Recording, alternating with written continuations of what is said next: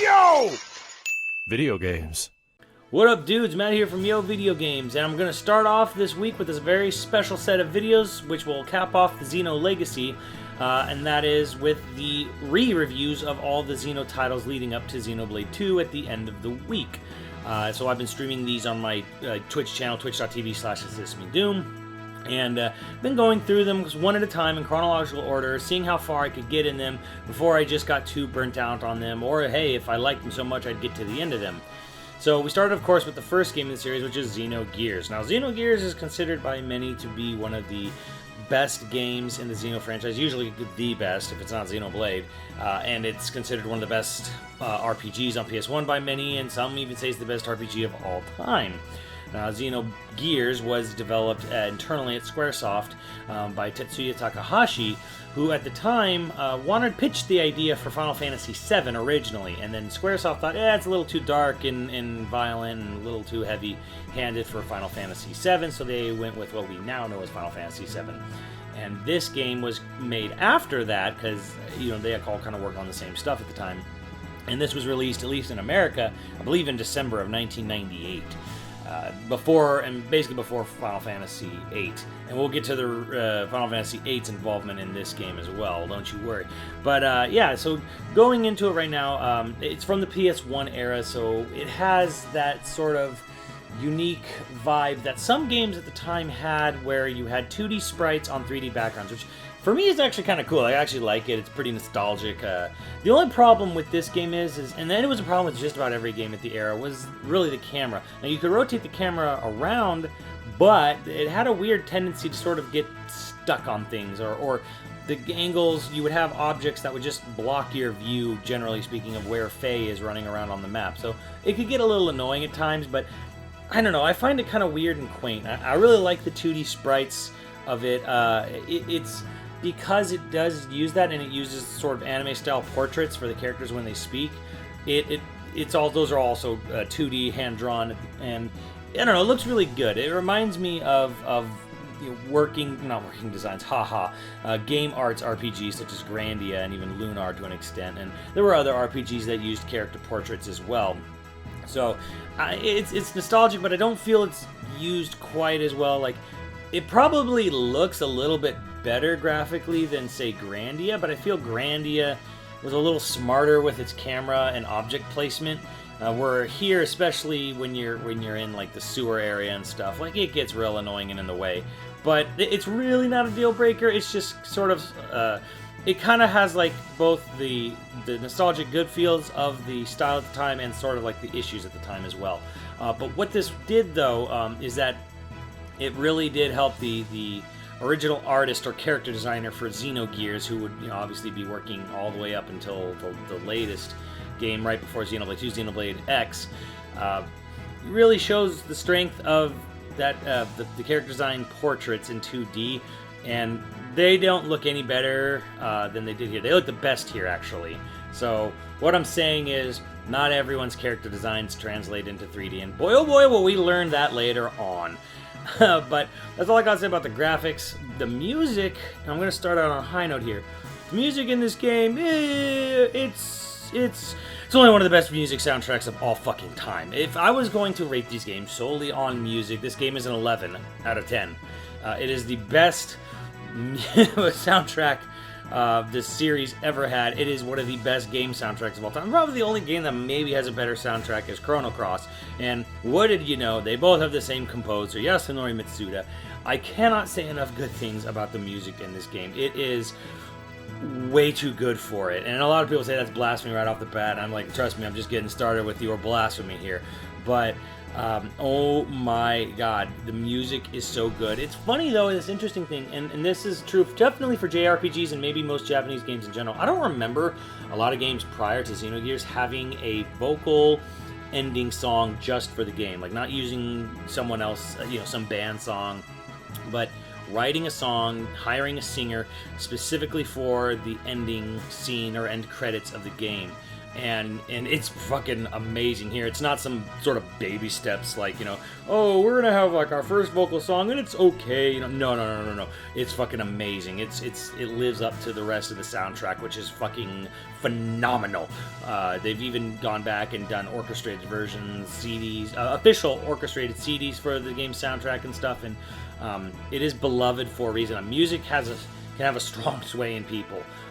I can only say this for myself, though. It only swayed me in saying that the music for this game is unfucking-believably good.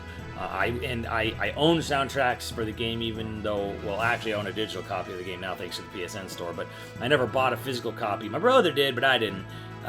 So, I mean, I would buy the soundtrack for this game, even though I never bought the physical CD package for the game, but I do own it now digitally. Now, getting into sort of like what everyone really loves about the game, and kind of everything I don't, is that story and characters. Those are really important things, especially in a JRPG, which doesn't follow the sort of like, you know, you are the hero, you make your own decisions. No, it follows a very linear storyline. And this is where Xenogears kind of falls the fuck apart for me. I was a little intrigued when it came out, when I was actually the prime ripe age for this thing. And this is where I think a lot of people have a lot of love and adoration for the title.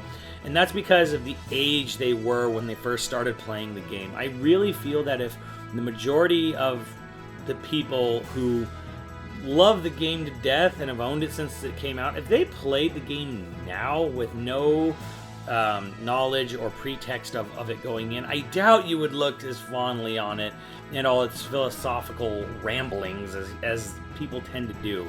I'll give a little credit to the fact that, yes, it is ambitious, and it does try to tell a way more heady story than most RPGs were used to at the time, but ambition does not necessarily mean good. What I mean, for example, is there is a person right now who's a flat earther who wants to build a rocket ship and to fly himself into space to prove to everyone that the earth is really flat. Now that's ambitious, but it's not good. It doesn't mean he's making a great rocket, it doesn't mean his idea is good, it doesn't mean any, you know, it's just like, okay, I can't just award or you know, talk up a game for being ambitious if it doesn't all come together. And even the people who do love the game can all at least admit the faults with the ambition in that, and even the director Takahashi himself has admitted that, you know, it was overly ambitious. And that is the second disc, and the second disc is a long exposition dump without any actual gameplay involvement.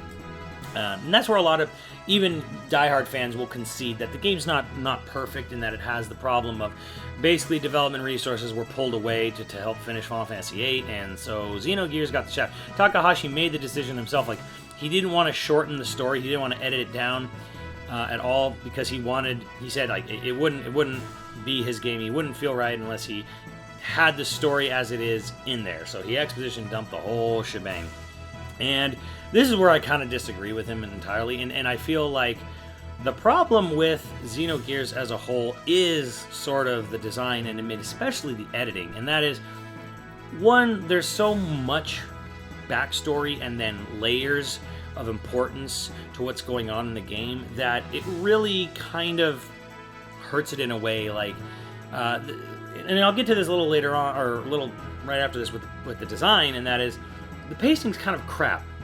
As you sort of play through the game, you learn about how much bigger the stakes are and how much more crazy and large scale in a sense of like imminent world threat or universe threat what's going on in the story is. But then, even after you've learned how really insignificant the squabbles between the two countries you start out with in the game, you actually stop and go back to that conflict between like Kislev and the Ava Empire, whatever, I don't care if I'm mispronouncing them, sorry.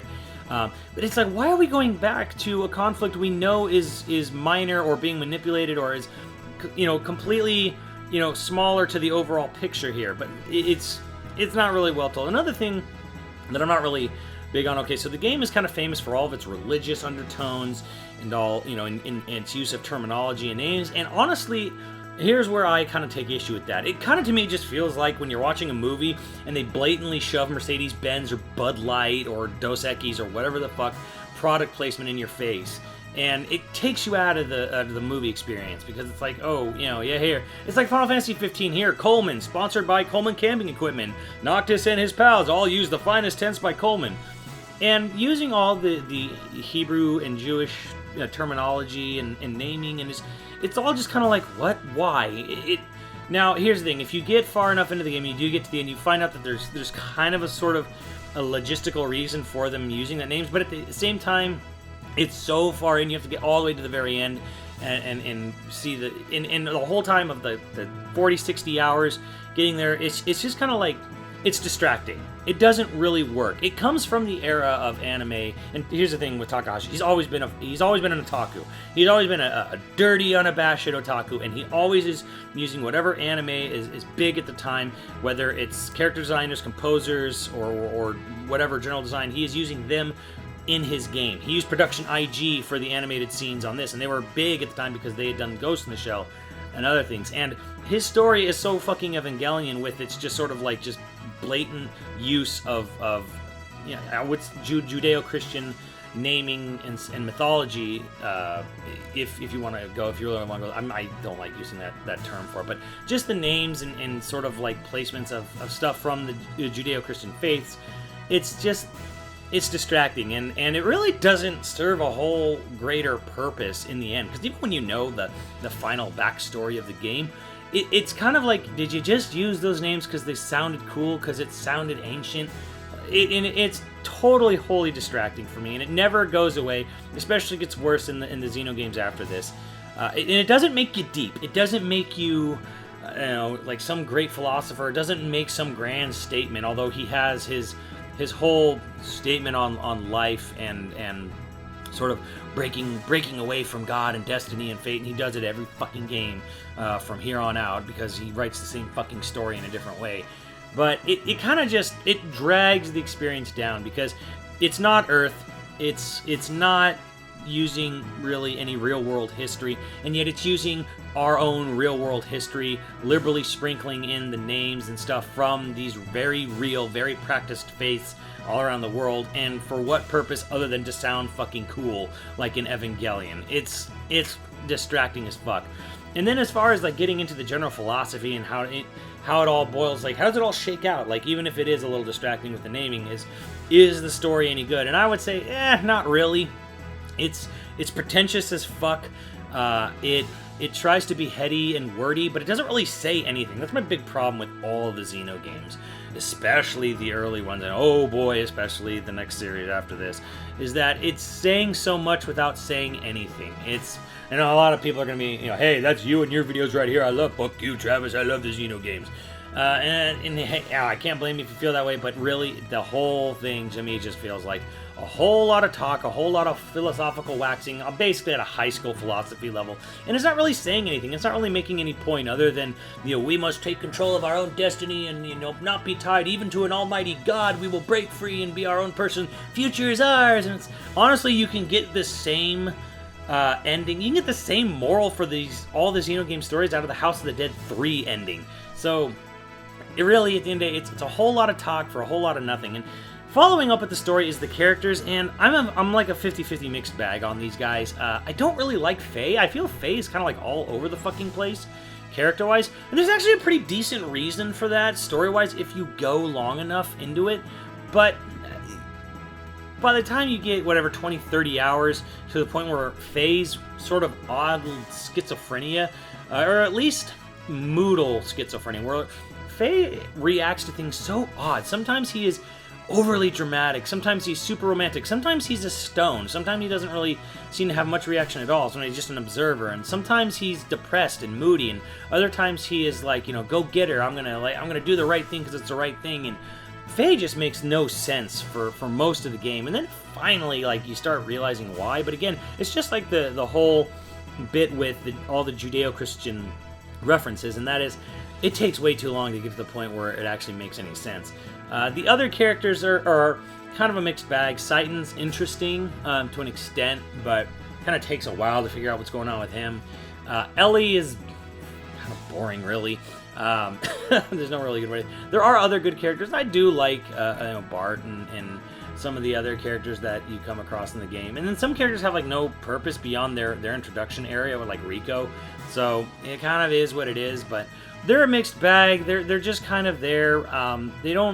I don't find them memorable. I find their design memorable, if that makes sense. Their visual design is striking, and I remember what they look. I remember what the gears look like, the mechs, but they're not necessarily hugely memorable. See, Xenogears has a problem of using plot twists to be big, memorable character moments. It doesn't really have necessarily great character moments. They try sometimes, like with Billy and his father and all that jazz, but the game's so heavily reliant on twists for the big memorable moments that it doesn't have anything like with the characters that, like, gee, I'd like to hang out with them for a day. In contrast to this, you can play the first 2-3 hours of Grandia and you feel like you've been best friends with Justin and Sue your whole life, and you would love to go on a globe-spanning adventure with them. And luckily in Grandia too, because, well, Grandia is a well-written game. But, as it is with these characters, they're just, phase all over the place, and most of the time they're memorable for the twists in the story, not necessarily for them themselves, which is sad, but whatever. Moving on, that we have the actual design of the game, and it does a sort of interesting combo martial arts based thing. It's kind of neat, and I kind of dig it.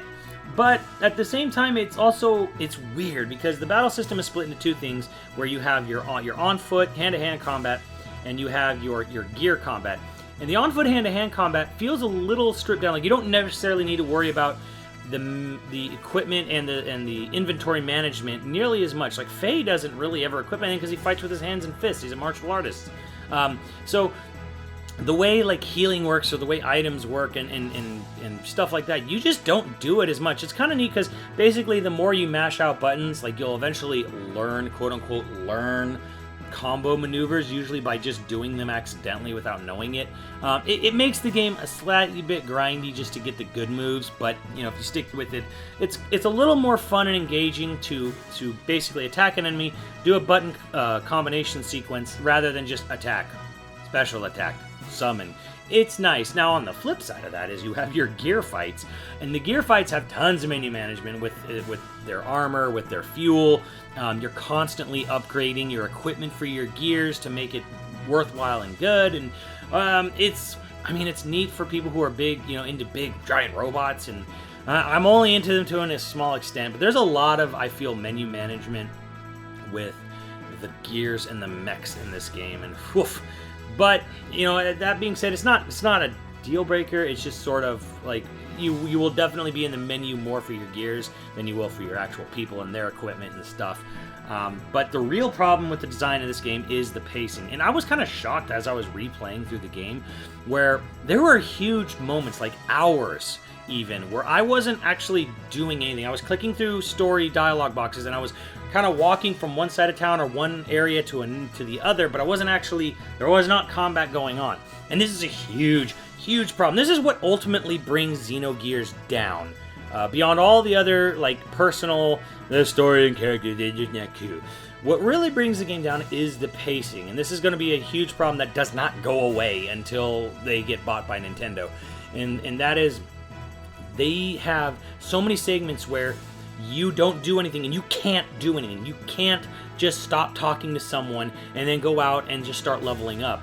The moments you get locked into story progression sequences and sequences or areas of the game where you're just traveling, and they get problems coming when you get so far into it that you haven't had the ability to go around and fight things, and now, because you progressed the story and had no chance to stop that, you now have to basically run around in a circle in a very small area and grind. The game forces you to grind because it's not paced well at all. And I was shocked to learn how the second disc has all this exposition dump when there's so many giant exposition dumps even early on in the game.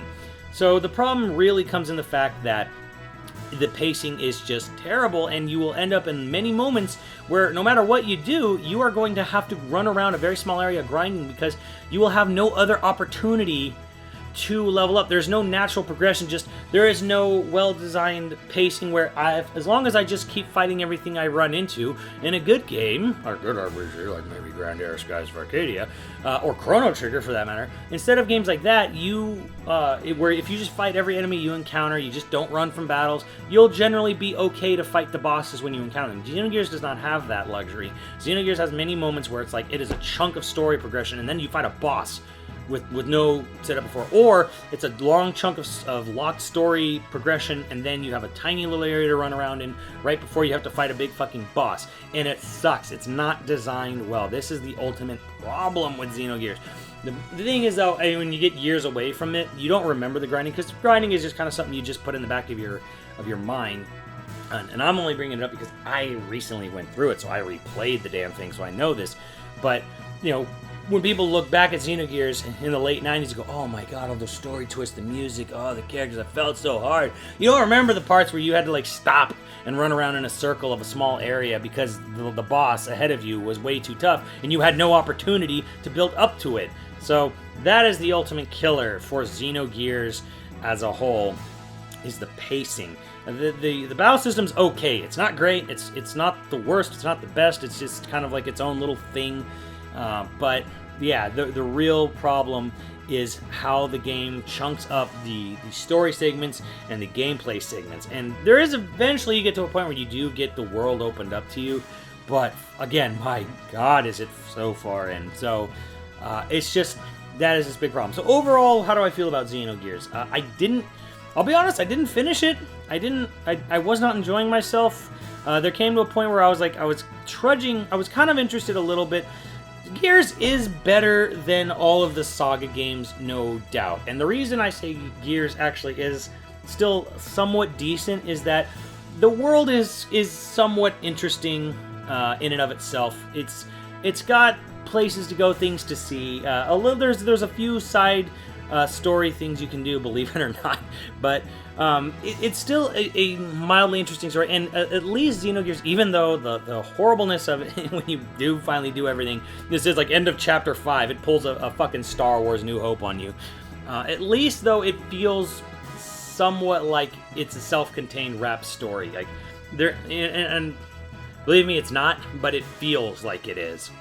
And at least you feel like you got sort of like your money's worth, you got a grand concept of what's going on. So by the end of it, you're like, okay, there's a definitive beginning, which makes no fucking sense for most of the game until like 60 hours later, and there's a definitive ending.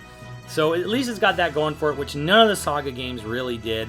So it's a more complete package than most Xeno games would be for the immediate future. And overall, I would give the game a 7. It is a 7 out of 10 for me. The story is not good.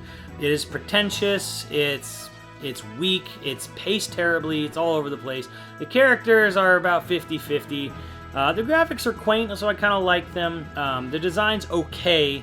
Not great, but it doesn't necessarily get in the way too much. Sometimes it does, sometimes it doesn't. But my God, that music is so fucking good. I'm gonna go listen to the soundtrack right now.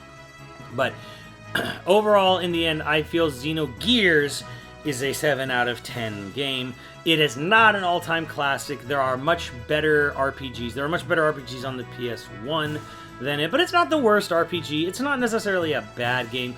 It is a game that is ambitious to a fault. It bit off more than it could chew. The directors even admitted as much. And it's just not designed or paced all that particularly well. These are things that Monolith Soft would not necessarily get right away. So, but looking back at it, like would I play? I will not play any of the Xeno games prior to Blade ever again. But looking back at it, if I was to play any Xeno game before Blade, I would play Gears.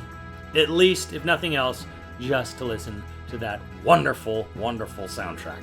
Let me know what you guys think, and I'll see you on the channel. Later, dudes!